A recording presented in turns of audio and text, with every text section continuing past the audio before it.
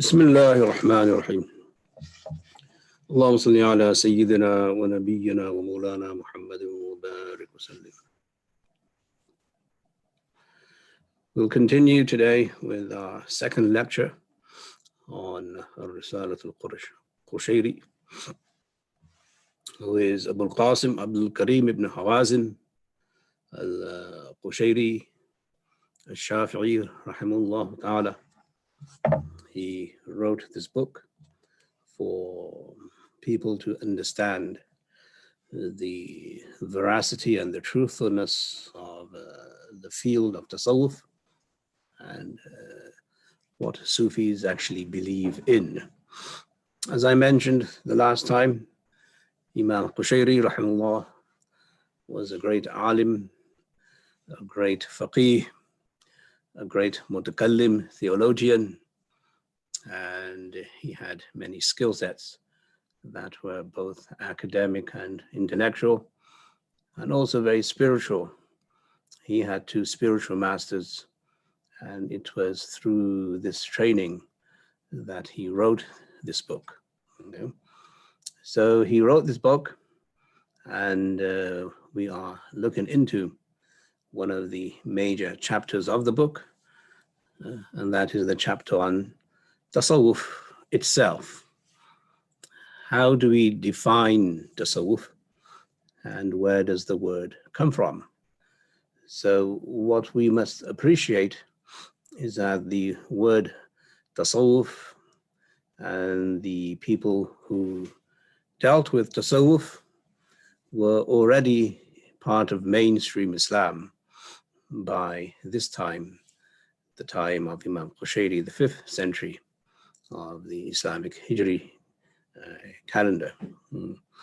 So Imam Qushayri rahimahullah gives us insights into the perhaps etymology, if there is one, and then the meaning of the word, and then some quotes from the people of Taṣawwuf about what Taṣawwuf actually is. So he says, rahimahullah, قال الأستاذ هذه التسمية غلبت على هذه الطائفة فيقال رجل صوفي وللجماعة الصوفية ومن يتوصل إلى ذلك يقال له متصوف وللجماعة المتصوفة. Meaning that this word has become common for this group of people. And this group of people are known as the Mutasawwifun. And you will say that this is a Rajulun Sufiyun, this is a Sufi man, and so on.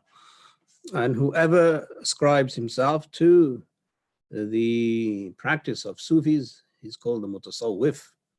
And then those who are in the group, they're called Mutasawwifa, as in the Jama' form, and so on.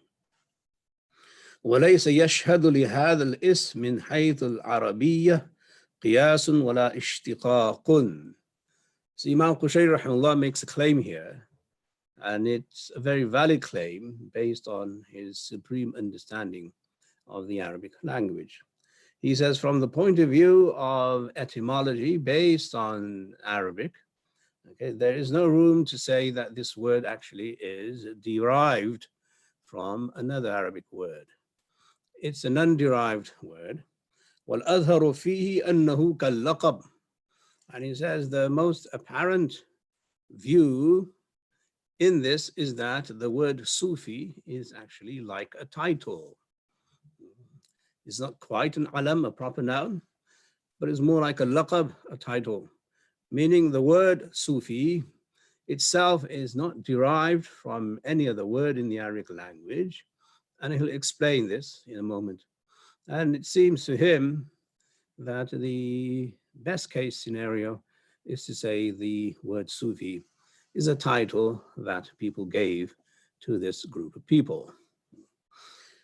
فَأَمَّا قَوْلُ مَنْ قَالَ إِنَّهُ مِنَ الصُّوفِ وَتَصَوَّفَ إِذَا لَبِسَ الصُّوفِ كَمَا يُقَالُ تَقَمَّصَ إِذَا لَبِسَ الْقَمِيصِ فَذَلِكَ وَجْهٌ.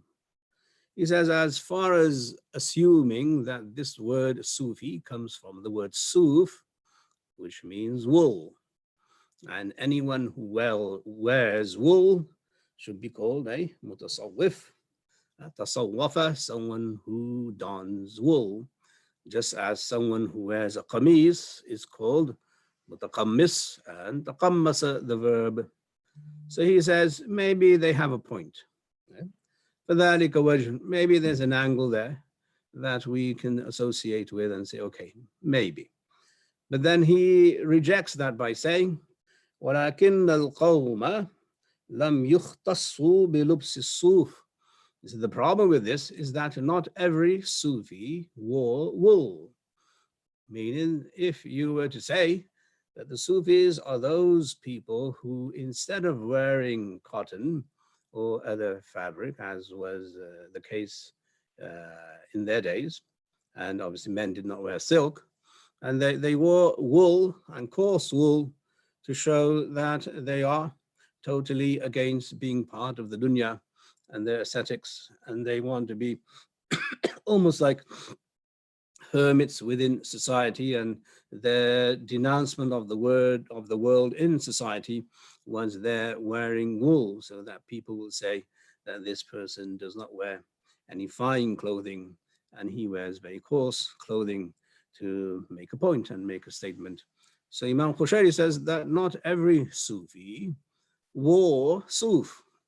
So this doesn't make too much sense, that you would assume it comes from the word Suf and it comes from the word wool. Now, yeah, there are always, mashallah, as we know, many mujtahids in the community who make their ijtihad on everything under the sun without knowing how to do ijtihad. And there are many people who claim they are part of a Sufi group, and they go around carrying certain notions of Sufis and Tasawwuf that are not really valid academically. So Imam Qushayri is saying that this word, this understanding that the word Sufi comes from the word Suf, doesn't add up academically.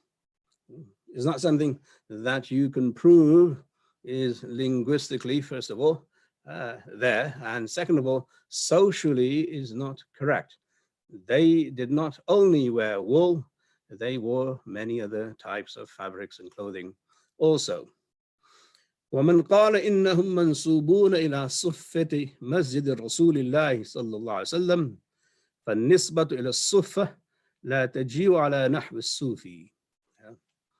Meaning that there are some other people who claim that the word Sufi comes from their nisbah and association with the Ahlul Suffah, who were there in the courtyard of the Masjid of the Prophet Sallallahu Alaihi Wasallam, and they were poor Sahaba, and they would wait for someone to come and help them, and they would sleep there, and they would learn there, and they would teach there, and they were the people of the Suffah, people who were there in the courtyard of the Prophet Sallallahu Alaihi Wasallam. They were called Ahlul Suffah.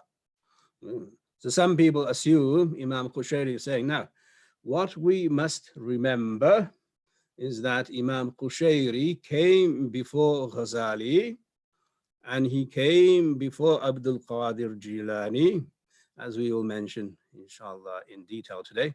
And he came before all the four main Sufi schools were formed and developed. So this historical fact should help you help you understand that this word Sufi, okay, people have invented certain associations from their own pockets, and those inventions are not valid from the point of view of the Nahu, ala Nahw Sufi, from the point of view of the grammar and the point of view of saying that they are from the people of Sufa. It doesn't make too much grammatical sense. That's what Imam Qushayri is saying. Imam Qushayri is also a sanad and an authority in the Arabic language.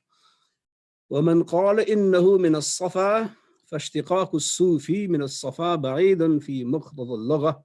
And then there are some people who say and assume that the word Sufi comes from the word Safa, which means pure. So the Sufi is one who is pure and purifies or remains pure.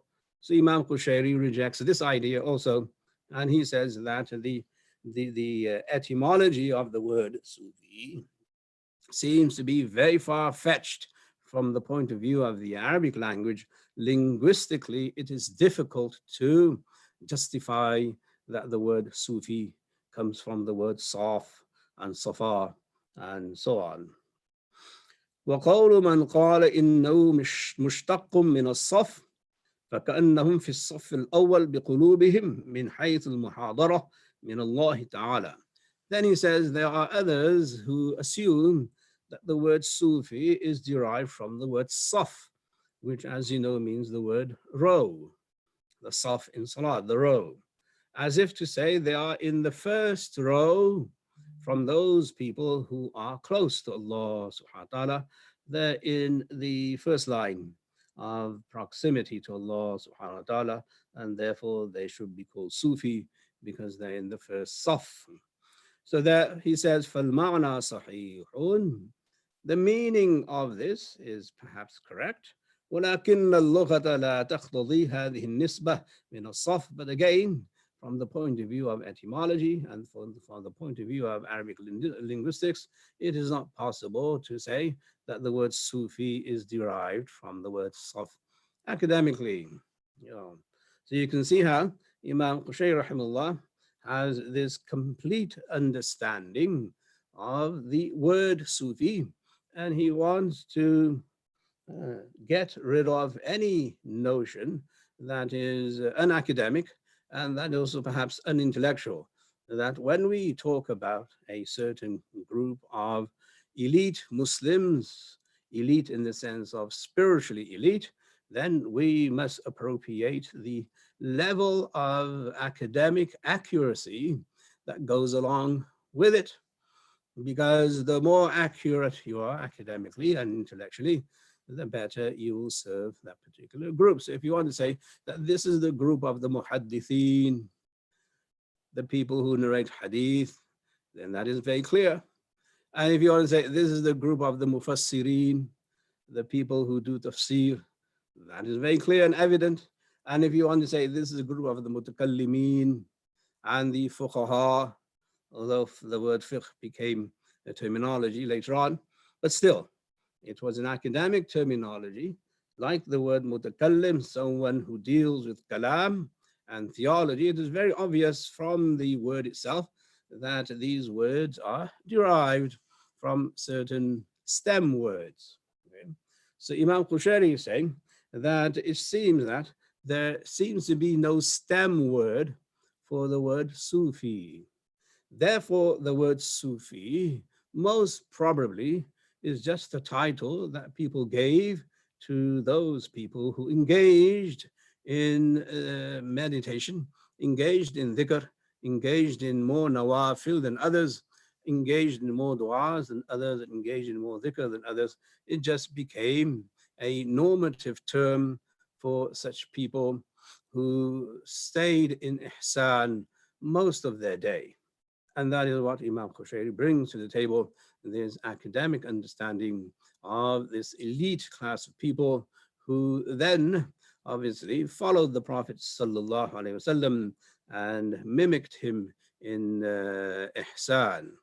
So this is an important point that we as Muslims and students of knowledge must understand, that before we start lashing out or condemning people or assuming that this group of people are from here and here, we must do the research, and the research must be comprehensive and holistic. Now, this being said, we must explore now what this means for the future generations. As I mentioned, I hinted towards the idea of doing a commentary on a previous book. So if you have a previous book, which is somewhat ancient, and you want to do a commentary on something that's ancient, then you want to translate that material from the book into your context and see how you can benefit most from that. So we see that Imam Qushayri rahimahullah developed as a Sufi only because he was already a very good scholar and he was a very good academic. And you will see in the history of Sufis that they were all great scholars, especially in the classical age, that all the Sufis that we know of, starting from Junaid Baghdadi and starting from Shibli and starting from other people like Imam Qushayri himself, they were already into a class of scholars that were already the elite in the community and society.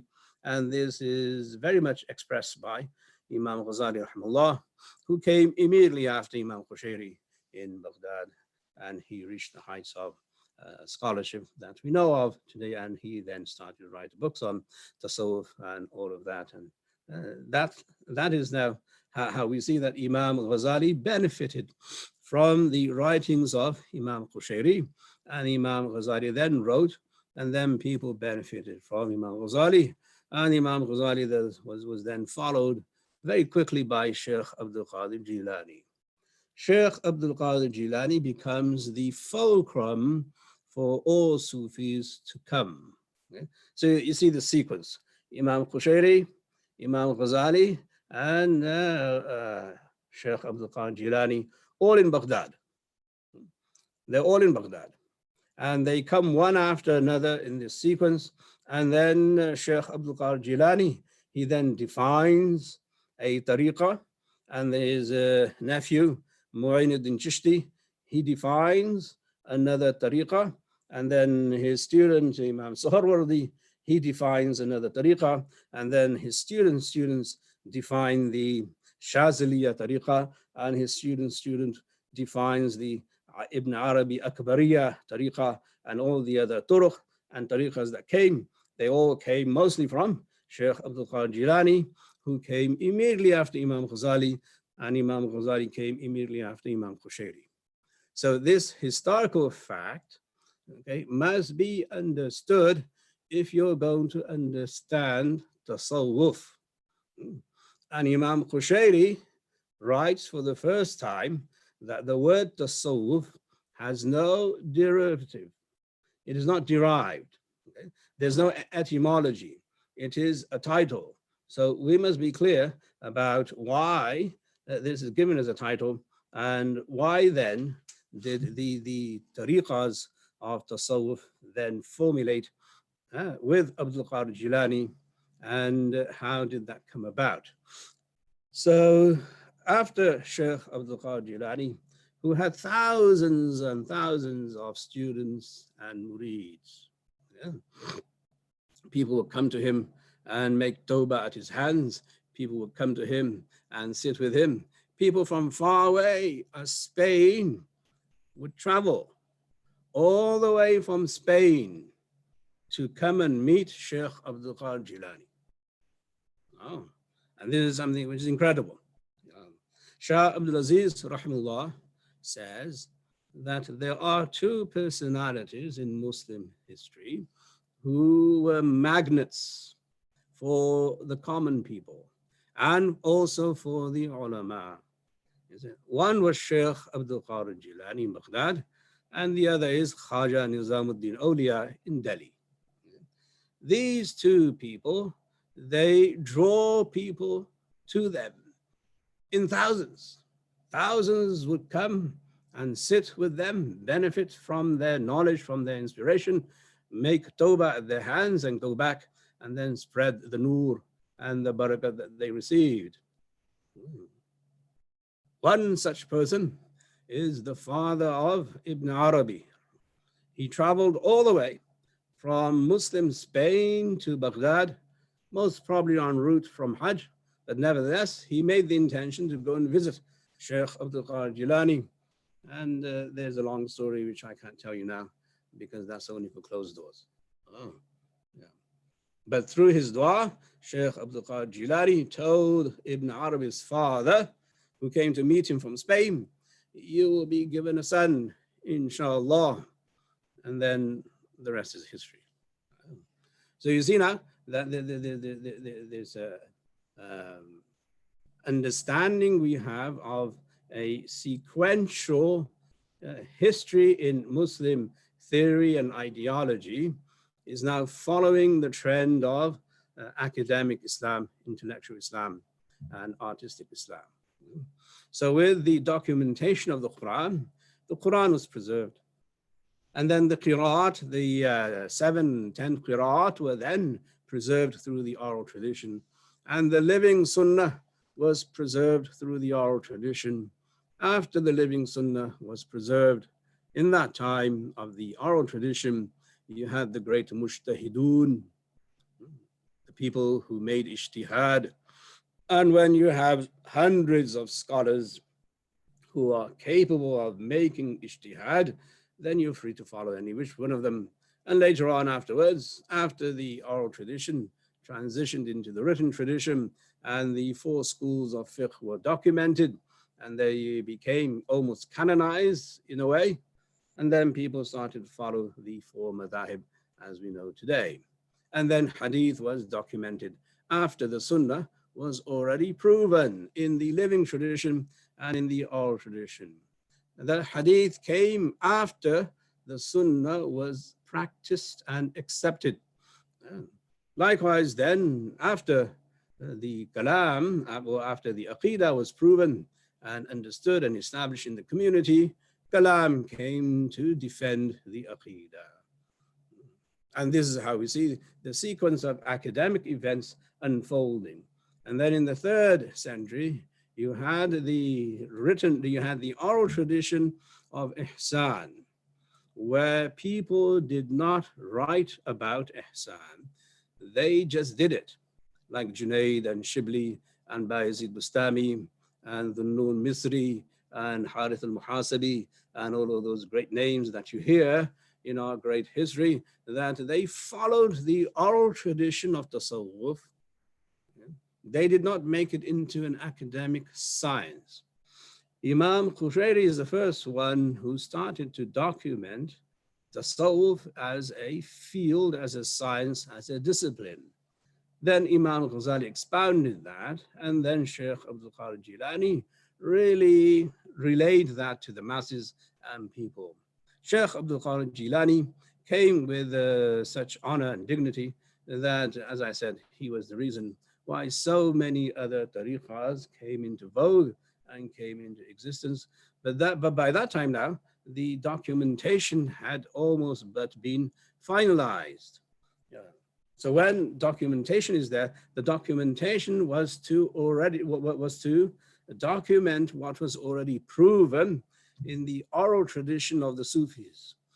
Now we come to how you understand Ihya al-Ulumuddin as being a basis for the reformation of ulama. So Imam Ghazali, as I mentioned last week, wrote Ihya al-Ulumuddin for the ulama of his time, as Imam Qushayri writes his document also for the ulama of his time. Shaykh Abdul Qadir Jilani came further, and then he started to make it more acceptable to the masses. And that's how you got the 4 tariqas, or the 5 or the 6, or so many tariqas of Tasawwuf came after that. But that was only because people before him had laid the foundation for this work to come to fruition, and so on. All right. So nowadays you have these tariqas, the Qādiriyya, the Chishtiya, the Suhrawardiya, the Naqshbandiyya, which doesn't go through Shaykh Abdul Qadir Jilani, but you have other tariqas that do go through Shaykh Abdul Qadir Jilani, and you see that throughout the Sufi world today, everybody reveres and honors all their great founders and those people who then started to now do good service for the Muslim Ummah. The Sufis' role externally was to serve, and this is going to be, as we will read today, something that was expounded by the early Sufis and the people who came before Imam Qushayri. He's going to quote these people so that we get an understanding of what it meant to be a Sufi in the Muslim civilization. Okay. What did the Sufis do for the Muslim civilization? That contribution is immense. It is immense. How so? That with Shaykh Mu'in al-Din Chishti, rahimahullah, he came into Ajmer, India, and he converted Hindus almost in the millions. In the millions. And then wherever he went, he fed people. And wherever he went and he stopped, he made sure that his khulafa, that his deputies would open, first of all, a madrasa to teach people aqidah, to teach people the fara'id, and then along with that, he would have what we call today in Urdu, a langar, a feeding station. That they will always have a place where poor people would come and eat. And this has been a tradition everywhere you go, mashallah. Even today in India, Pakistan, Bangladesh, wherever you go, where there are Sufis, there's going to be a langar. There's going to be a place where people will be eating, and the Sufis will feed and feed and feed. That's just who they are. This is public service. Okay? Along with the other things that they did, they were almost like a guild. They became a guild. So it was a trademark that if you were a Sufi, then first of all, you were excellent in theology, kalam. You knew your fiqh, right? And then you fed people. You did community service. This is how the Sufis were able to do what they were doing. Now, having said that, they were also very much into proactive participation in expanding the ummah in different ways. One of Shaykh Abdul Qadir Jilani's students is Nuruddin Zanji. Nuruddin's immediate student is none other than Sultan Salahuddin Ayyubi. And you all know who Sultan Salahuddin Ayyubi is. So he's one step removed from Shaykh Abdul Qadir Jilani, the liberator of Jerusalem, the one who then fought the Crusaders in the final crusade and defeated them. This Salahuddin Ayyubi, who did he come from? He came from the Khalifa of Shaykh Abdul Qadir Jilani. So what I'm saying is that unfortunately, because people get the wrong end of the stick, both people. And I'm saying this so that people understand. Both sets of people, both those who say they are Sufis and those who are antagonistic to the Sufis, they both get the wrong end of the stick.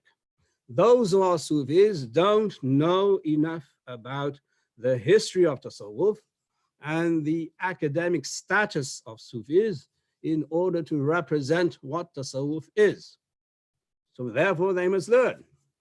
And the second group who don't like the Sufis, they know nothing about what Sufis say or do, and they also shoot in the dark and they get everything wrong. So now, in this book, Al-Risālah al-Qushayriyyah, Imam Qushayri rahimahullah highlights one very important fact in this chapter, and that is that the word Sufi does not necessarily have an academic base. It does not have a stem. It's not derived from any word in the Arabic language. And this is the genius of the Muslim Ummah, that they were very creative. They're very creative. They did not always see that they needed to be somewhat holier than thou and say that what we do is from heaven and is from divine sources. Their focus was on ihsan, and their other focus with the world was on service. Ihsan, their own personal ibadah, and service. Ihsan and service. Being close to Allah and then serving people.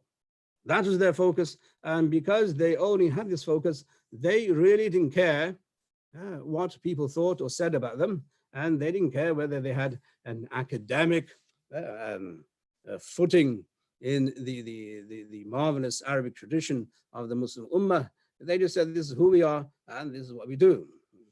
These scholars of Taṣawwuf then decided to save the Ummah from having bad thoughts about this group of people And by that, they allowed other people to come into the fold and then understand how this dynamic of the Muslim civilization works. So this great dynamic of the Muslim civilization, during the time of the Prophet Sallallahu Alaihi Wasallam, everybody was in a state of ihsan to some degree or another. The Prophet ﷺ said, Sallu kama ra'aytumuni usalli. Pray the way you see me praying. That's not just in mechanics.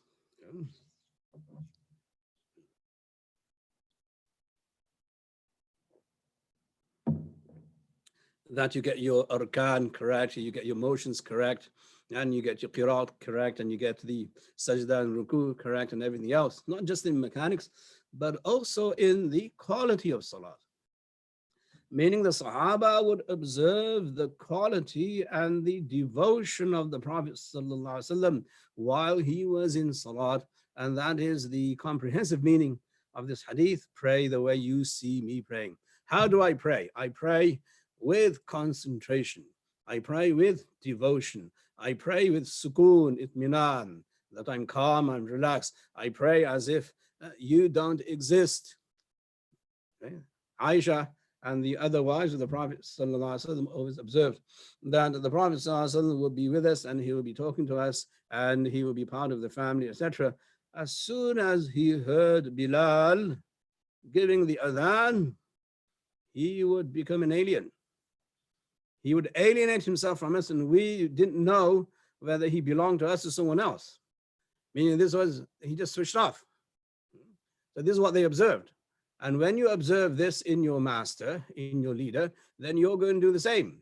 So when you're in salat, then you will be in a state of ihsan in salat because you're copying your leader, your master. And that is the Prophet Sallallahu Alaihi Wasallam. So the Sahaba and the Tabi'een, they had a level of ihsan that we can't speak of today. And that's how they did this salat. Imam Hassan al-Basri, rahimahullah, who's a great Tabi'i. Some people say he is Imam al-Tabi'in, only Allah knows, but he was a great Tabi'i. He's a follower of the Sahaba, and Allah subhanahu wa ta'ala gave him tremendous knowledge. He used to say about the word fiqh.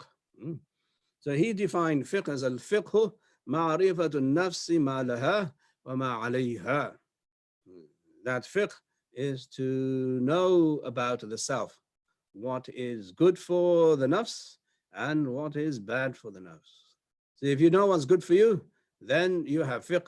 And if you know what's harmful to you, then you have fiqh. So he didn't leave fiqh just to the outward manifestation of law. Okay? He combined ihsan with it. He combined ethics and akhlaq with it. So they were at a point in history where everything Islam for them was comprehensive and holistic and wholesome. As Muslims moved away from the time and the nur of the Prophet ﷺ, then they started to separate into different groups and into specialists and into subspecialists, okay? Until it came to the time of Imam Al-Qushayri, and he felt that there's a need now to understand that this thing called Taṣawwuf is a specialization. And I'm going to give you an account of their specialization based on my understanding and my historical accounts, which he has several historical accounts as to how he does this. Okay? So we're going to read some of the quotes from Sufis about Sufis. Okay? وَتَكَلَّمَ النَّاسُ فِي التَّصَوُّفِ مَا مَعْنَاهُ وَفِي الصُّوفِيِّ مَنْ هُوَ.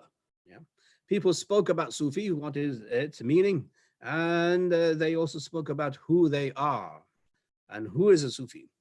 وَكُلٌّ عَبَّرَ بِمَا وَقَعَ لَهُ, and everyone just narrated and then interpreted whatever came to him at that time. So we're going to read a few quotes from a few of these Sufis and see how penetrating and piercing their definition of Sufis and Tasawwuf actually was. سئل أبو محمد الجريري عن التصوف فقال الدخول في كل خلق سني والخروج من كل خلق دني.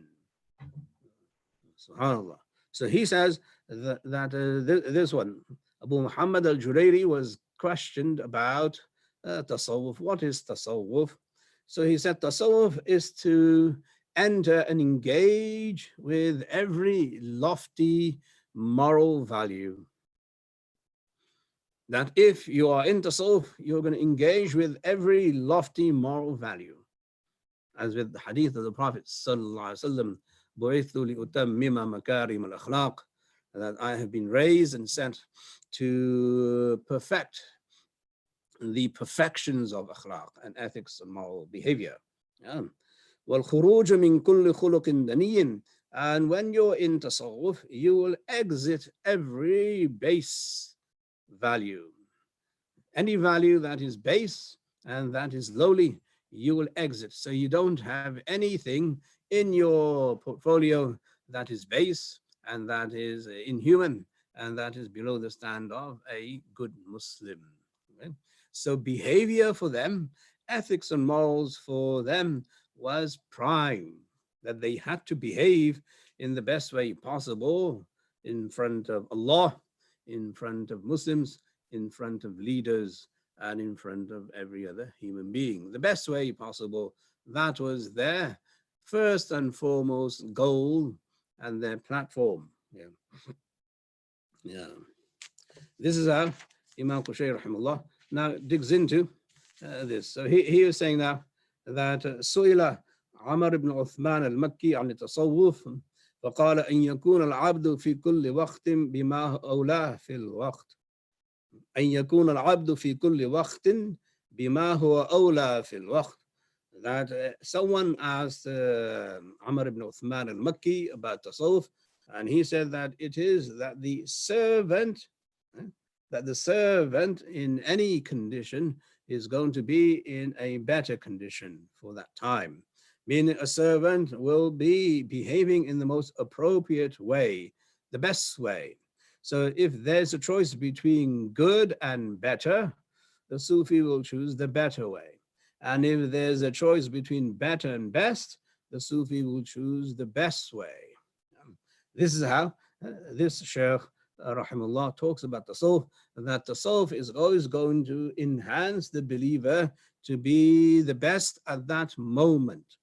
That in this moment, I have to behave this way, the way that is best for this moment, which is a huge insight into how you address the issues of human behavior. وَسُئِلَ رُوَيْم عَنِ التَّصَوُّفِ. Ruwaym, who's a great, mashallah, Sufi, his name, he's a famous person. He was also asked and questioned about Tasawwuf.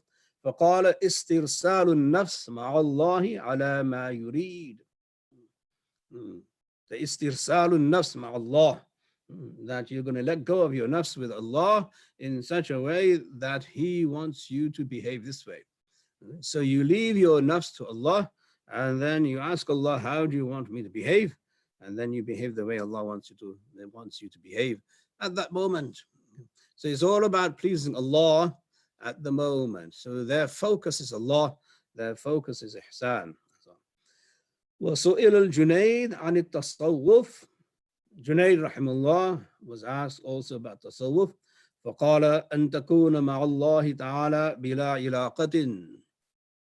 And he said, Tasawwuf is to be with Allah without any other association, without any assumed and presumed association, without any ta'alluq, alaqa, without any connection to any of the creation. So you're with Allah and Allah alone, so that there is no shirk in your mind, that only Allah exists in your mind and everybody else, they do not exist. Bila alaqa. There's no alaqa, there's no connection, and there's no assumption or presumption of anything except Allah subhanahu wa ta'ala. Junayd said, this is now Tasawwuf. So this is the height of ihsan. This is Junayd rahimahullah, obviously one of the greatest Sufis ever. In fact, he's called Imam al-Ta'ifa. He is the leader of the whole group. He says that Tasawwuf is truly apparent when you are with Allah and only Allah. وقال معروف الخرقي. Ma'ruf al-Kharqi, who's also a very famous Sufi, he used to say, التصوف الأخذ بالحقائق. The Taṣawwuf is to maintain all the realities and the truths. Allah subhanahu wa ta'ala has created everything with the truth, with the haqq. And then you establish Allah's his truthfulness with every creation. Every creation is Allah's, and you see every creation as being created by Allah. And that's how you now capture akhd bil haqa'iq, all the realities of the world, and then you behave with those realities in the way Sharia wants you to behave with. وَلْيَأْسُ مِمَّا أَيْدِ الْخَلَاقِ, which is more important. The second part is very intriguing. That Ma'ruf Karhi says that if you're into Taṣawwuf, you will lose hope from everything that people have. You will never look at what others have. That this person has this person has this. So you will have, yes, you'll have a total loss of hope in whatever people have in their hands.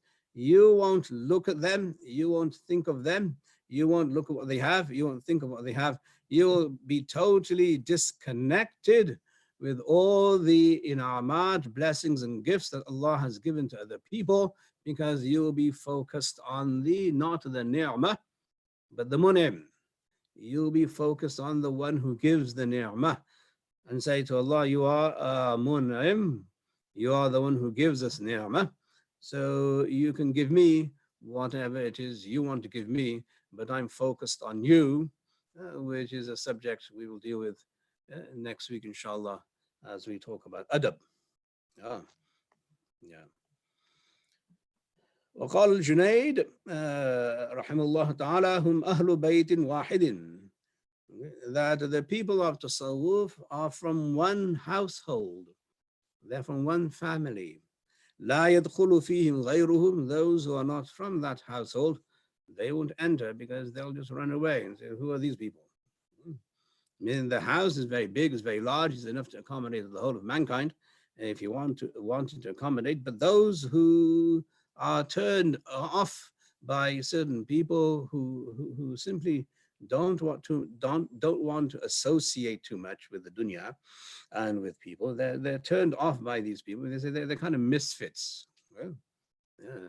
So Junaid says that they're not misfits, except that they belong to another group of people that you don't belong to. Okay? If you want to belong to them, then you'll have to think the way they do. And they're a very special group of people. هم أهل بيت واحد. وقال أيضا التصوف ذكر مع اجتماع. This is something that happens to people who are in the path, on the path. That tasawwuf is when you are able to make dhikr in company. That you're in the company with people, you're sitting there with 10, 15, 20, 100 people, and you're making the dhikr of Allah, which is borne out by the ayah in the Quran, رِجَالٌ لَا تُلْهِيهِمْ تِجَارَةٌ وَلَا بَيْعٌ عَنْ ذِكْرِ اللَّهِ, that there are men, okay, who are never distracted from the dhikr of Allah, neither by their trade, nor by their commerce. In any state, in every state, they are in the dhikr of Allah subhanahu wa ta'ala, either mentally or spiritually, or in their heart, they're saying Allah, Allah. So this dhikrun ma ijtima'in, that in company they have the dhikr of Allah always. Wa wajdun ma istima'in. And then when they hear the dhikr of Allah, and when they hear the recitation of Allah, or when they recite the Quran themselves, they are in a state of ecstasy. That when their beloved's name is mentioned in any way, shape, or form, that is their fix. That's their high. That's their ecstasy, that they hear Allah subhanahu wa ta'ala's name. As I say in a story, obviously this story is not from the Sahih Hadith that you will find in a Sahih Sanad. This is just a story. You can treat it like a legend if you want, not something that you're going to prove to the people this is what Islam is. That Ibrahim alayhi salam one day was met by an angel. And the angel asked Ibrahim alayhi salam, because Allah tested Ibrahim with so many different tests. This is another test. Ibrahim salam said to the angel, what can I do for you? The angel said that I'm going to mention Allah's name and I want you to give me something. So the angel recited a name of Allah in such a beautiful way that Ibrahim alayhi salam said, I have a herd here, you can take the whole herd. So the angel said, okay, fine. Then he met the angel again a few days later, and the Ibrahim alayhi salam said, can you now mention Allah's name again the way you did? So he said, what do you have to give? He said, I have nothing to give. You took everything I had. So then he said, okay, give me something. So you can take me if you want. So the angel said, no, I'm just here to test you. Yeah. So this is what Junaid is saying. Wajdun ma istima'in, that when they hear Allah's name, then ecstasy. They're pleased with Allah's name being mentioned and so on. So obviously, if you're not there, you're not there. So if you're not there, don't try this at home. You might get into trouble. But this is how the state of a Sufi is, that when they hear Allah's name and the Quran being recited, as the Quran says itself, إِذَا ذُكِرَ تُلِيَتْ آيَاتُهُ زَادَتُمْ إِيمَانًا, and so on. That the iman is increased when Allah's ayat are being recited, etc. وَعَمَلٌ مَعَ اتِّبَاعٍ. And the third point, which is the summary of the Sufi path, is that they have action with the following, meaning following the Prophet sallallahu alaihi wasallam is the way they act. They don't act on their own ijtihad, they act on whatever the Prophet sallallahu alaihi wasallam said or did or instructed or prohibited and so on. So they have ittiba, they follow the Prophet sallallahu alaihi wasallam, but this following of the Prophet sallallahu alaihi wasallam allows them to excel in ihsan with good morals and character and a very good appreciation for Allah subhanahu wa ta'ala, the Quran and everything else through whatever means available to them, etc. وقال أيضا أن إنه كالأرض يطؤها البر والفاجر. As far as the Sufi, then when he takes on a certain rank at a certain time in his life, as he's traveling, he will become like the earth, that even the pious people walk on the earth and also the impious people walk on the earth. And this is a tradition of all the Sufis and the awliya of Allah subhanahu wa ta'ala, that they did not discriminate.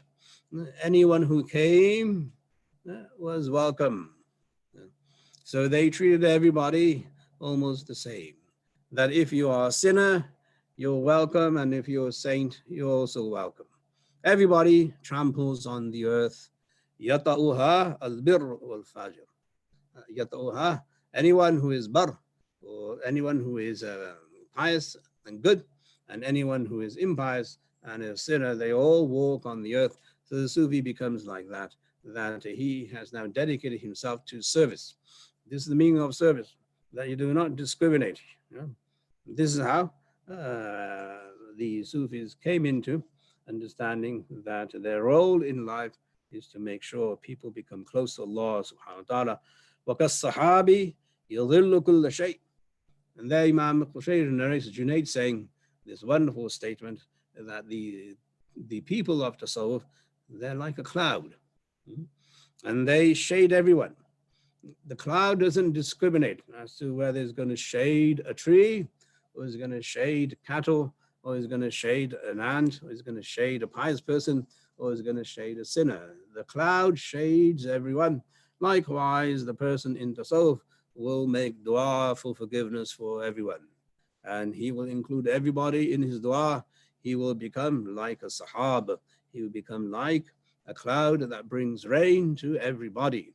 And that is how the Sufi outlook is towards the world. And this is his world vision. And this is how we get this. Yeah. وقال إذا رأيت الصوفي يغنى بظاهره فاعلم أن باطنه خراب. And this is also an adab, a discipline of the Sufi, that Junaid rahimahullah, through his wisdom, is inspiring us with these great words, that when you see a Sufi who is somewhat independent because of his apparent, because of his ostensible piety, that he seems to be very kind of disassociated with people, or he's standoffish because he is ostensibly pious. Okay? فَعَلَمْ أَنَّ بَاطِنَهُ خَرَابٌ.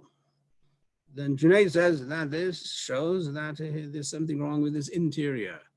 There's something wrong. Obviously, we're not going to make that judgment. Otherwise, we'll be doing the same thing that the other person is doing. Okay? So we're not going to judge or assume anybody, but we must say that we must appreciate that the ostensible piety has to be matched with inner piety and inner beauty.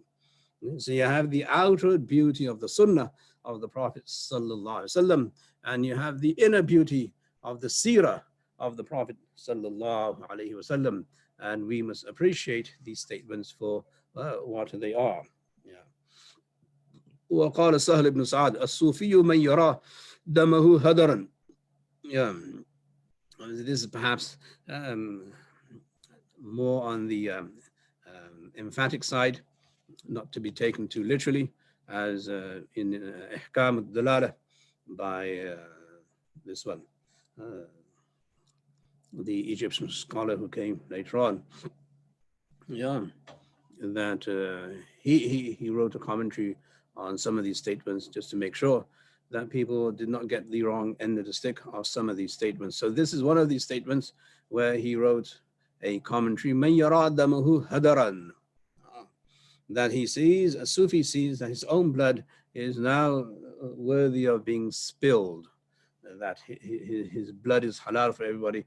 Anyone can come and do anything with him, whatever they want to do with him. And so obviously this is taken with a grain of salt, so that you know that they are not presumptuous, and they are people who say that if somebody has a mistake, then I should be the first one to apologize. And it is in this spirit that Imam Qushayri is now narrating this quote from someone. قال الكتاني قال النوري نعت الصوفي السكون عند العدم.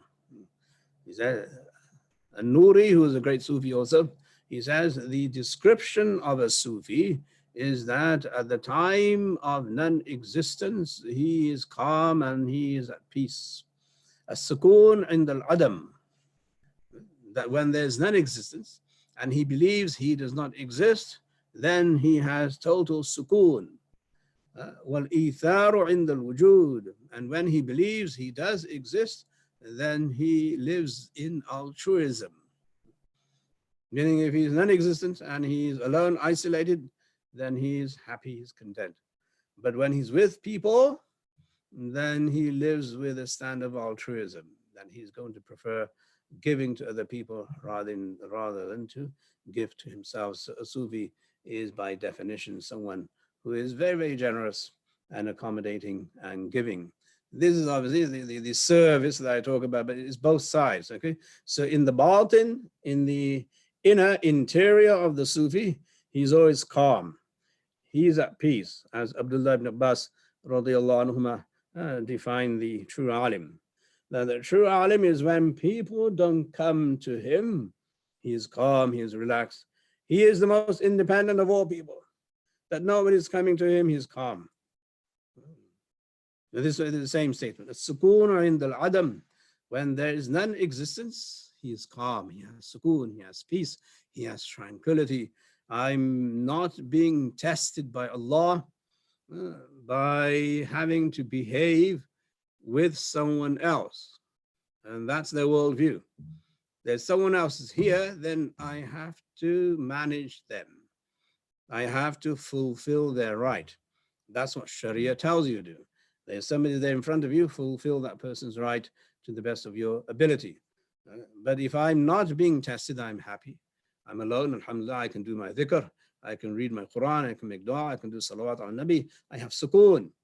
Wal-itharu inda al-wujud, but when there are people there and there is existence there in front of me, then I will choose the path of generosity, accommodation, and in fact, more than that, I will choose the path of altruism. So now you see, this is how the early Sufis dealt with the mindset and the development of the Sufi morale and the Sufi discipline and the Sufi worldview. وقال أبو علي التصوف الإناخة على باب الحبيب وإن طرد. This is a big lesson, I think, for most people, especially those of us in America today. The Taṣawwuf, if you really want to be in Taṣawwuf, then you must submit yourself to the will of Allah. Al-Inakhatu ala babil habib. Inakha is when you lower your camel and you make it kneel and you make it sit on the ground. So here the Sufi is saying, Abu Ali, that if you are a Sufi, you will kneel yourself down on the door of your Habib, that is Allah subhanahu wa ta'ala, and you'll sit there. وَإِن تُرِدَ, even though you may be rejected, that you sit there. So now you people who come into Tasawwuf and they have adhkar and they have du'as and they have this nasheed and they have this majlis and they have this and that, and they wish for something spectacular to happen, and then all of a sudden nothing happens after 1 week, after 2 weeks, after 1 month, after 1 year, and then they say, okay, this is not working for me. Yeah. So that's not the mindset of a Sufi, that you park yourself in front of the door of Allah subhanahu wa ta'ala and you take whatever comes. If you have that gumption, and if you have that stamina, and if you have that resilience, then inshallah sometime there will be some favor from Allah that comes down from the other side and you'll be a very happy person. But you cannot give up simply because nothing seems to be happening, because your focus is on what's happening outside of you. Your focus is not on what's happening inside of you. Okay? So these are the Sufi trademarks, and Imam Qushayri rahimahullah really dwells and gives us, statements after statements about what the Sufis believed in, what was their worldview, what was their mindset, and you can see that he is a great scholar, not just of Tasawwuf and Sufis, but also of Islam and Sharia, and he's given this as a wonderful gift that Allah subhanahu wa ta'ala inspired him to give us, and it is to our benefit and advantage that we read this book from cover to cover, if we can, hopefully with a teacher, and if you can't, then perhaps whenever Allah subhanahu wa ta'ala makes it available to you, okay, look out for those moments and establish yourself. But other than that, you must understand the word Taṣawwuf does not necessarily need to have an Arabic meaning to it. It is just the way that people called themselves or other people called them. And their focus was on the Tawheed with Allah, being with Allah in ibadah, and then service, public service. Outwardly, it was public service at any level, and inwardly, it was service to Allah. And that is the meaning of ibadah mentioned in the ayah, وَمَا خَلَقْتُ الْجِنَّ وَالْإِنسَ إِلَّا لِيَعْبُدُونَ. I have not created the jinn or the ins except that they should worship me. Worshipping requires two things. One is recognition of the worshipped, and second is service for the worshipped. Both. That is what makes you a Sufi. But a Sufi will not be able to come to terms with his life unless there's Sharia. And Sharia is all in following the Prophet sallallahu alaihi wasallam. May Allah guide us all and give us tawfiq to do what pleases him the most. Ameen ya Rabbal Alameen. Wa sallallahu ta'ala ala khayri khalqi Muhammadin wa alihi wa sahbihi ajma'in. Bi rahmatika ya arhamar rahimin. Walhamdulillahi rabbil alamin.